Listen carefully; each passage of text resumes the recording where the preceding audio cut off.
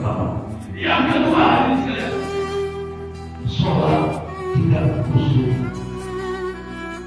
tidak terjaga tumanina. Yang tidak tahu apa itu tumanina pada kita sekali lagi sholat.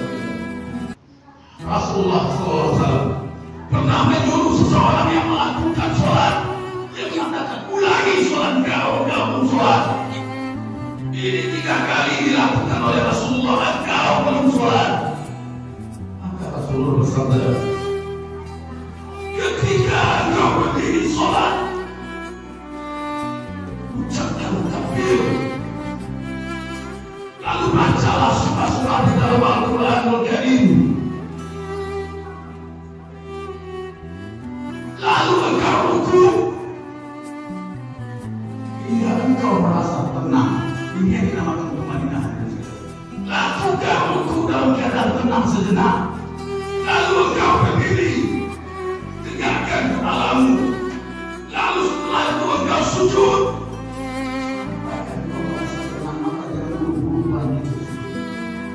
Lalu engkau duduk sampai salat. Lakukan ini sampai akhir sholat.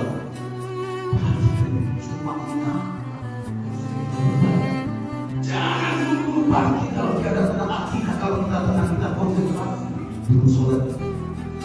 Itu yang kedua, sholat orang melalaikan sholat.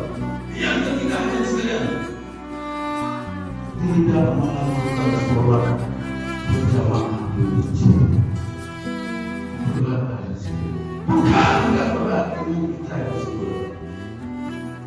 Rasulullah bersabda, "Man sami'anna afalam ya'ti fala salata lahu illa min hasb." Siapa yang mendengar seruan azan tetapi ia tidak mendatanginya, maka tidak ada sholat bagi hamba ini kecuali khusyuk. Maka pernah dikatakan kepada Ibnu Abbas, apa itu khusyuk? Dia menjawab, khusyuk itu adalah ketakutan dan dalam keadaan sakit parah. Itu baru khusyuk. Hujan itu bukan khusyuk, jauh itu bukan khusyuk, tetapi tergeletak sakit dan takut akan bunuh orang.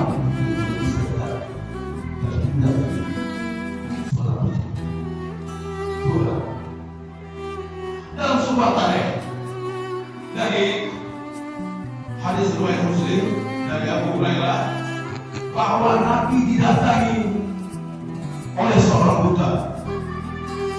Lelaki itu berkata kepada Rasulullah, "Wahai Rasulullah, tidak ada yang menuntun aku waktu sholat di masjid. Apakah aku mempunyai rukhsah untuk melakukan sholat ini di rumah?" Kata dia. Lalu Rasulullah berkata, "Apakah engkau mendengar seruan azan?" Ya. Maka Rasulullah mengatakan kembali, "Penuhi seruan azan tersebut." Maknanya ini hadirin sekalian, orang buta yang tidak bisa berjalan ke masjid, maka Rasulullah menyuruh agar kau sampai ke masjid bagaimanapun cara.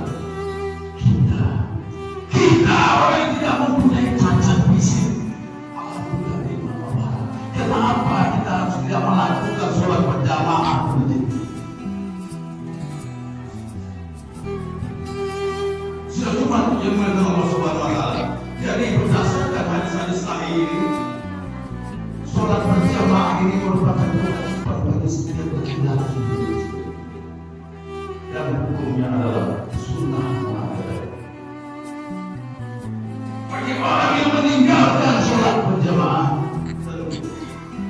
ia akan berdosa dan mendapat azab kelak di neraka jahanam. Bahkan orang yang meninggalkan sholat bukan jahanam lagi kepada tetapi neraka sakal.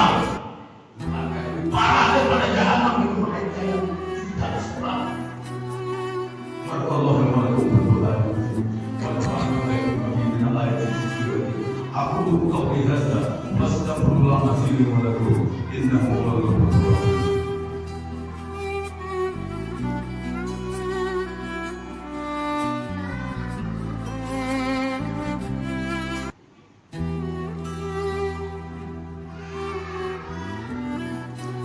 Alhamdulillah. Alhamdulillah, alhamdulillah katsiran kama fantahu amanahu wa asyhadu an la ilaha illallah al-wahidul qahhar wa asyhadu anna Muhammadan abduhu wa rasuluhu sayyidul abrar wa salawatullahi wa salamuhu alaihi wa ala alihi wa sahbihi. Masyaallah muslimin, sidang Jumat rahimahullah. Pada khutbah yang kedua ini kita akan menegaskan bagi diri kita ada suatu yang tidak kita pahami tentang sholat dalam hidup kita. Mungkin di antara kita banyak yang tidak mengetahui hadis ini tentang cara agar sholat kita ini khusyuk, agar sholat kita berkualitas. Banyak cara, tetapi Rasulullah mengatakan ada suatu hadis untuk menciptakan agar sholat kita ini khusyuk dan berkualitas. Dari hadis riwayat Muslim, sesungguhnya hadis kita perhatikan termasuk saja. Orang yang melakukan sholat ini artinya mereka sedang berdialog kepada Allah. Mereka yang sholat inilah waktu sedang berdialog kepada Allah. Ini waktu kita berbicara kepada Allah. Apa dari kata hadis dari Rasulullah? Rasulullah SAW bersabda dalam hadis dari Muslim, Allah Subhanahu wa taala berfirman, aku membagi sholat antara diriku dengan hambaku menjadi dua, kata Allah. Untuk hambaku dan apa yang dia minta.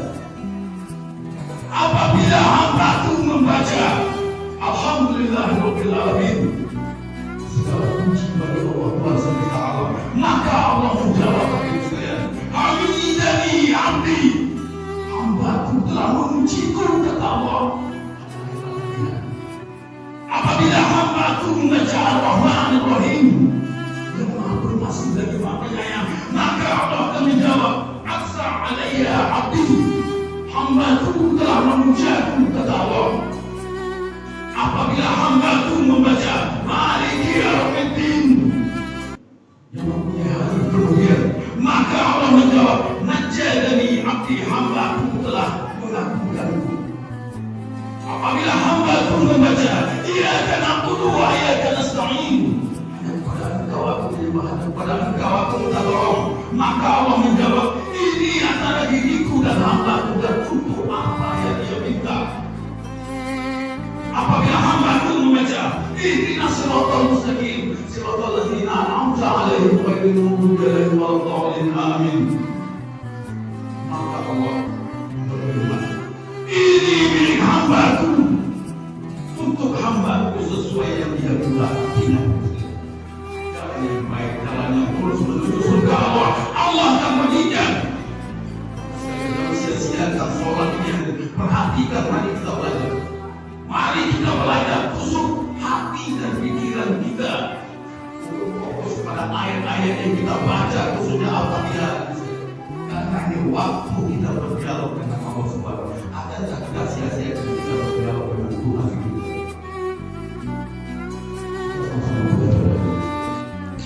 Demikianlah khutbah yang singkat ini dari saya.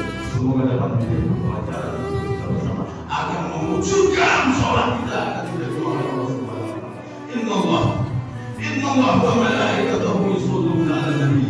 Ya ayyuhalladzina amanu shollu 'alaihi wa sallimu taslima.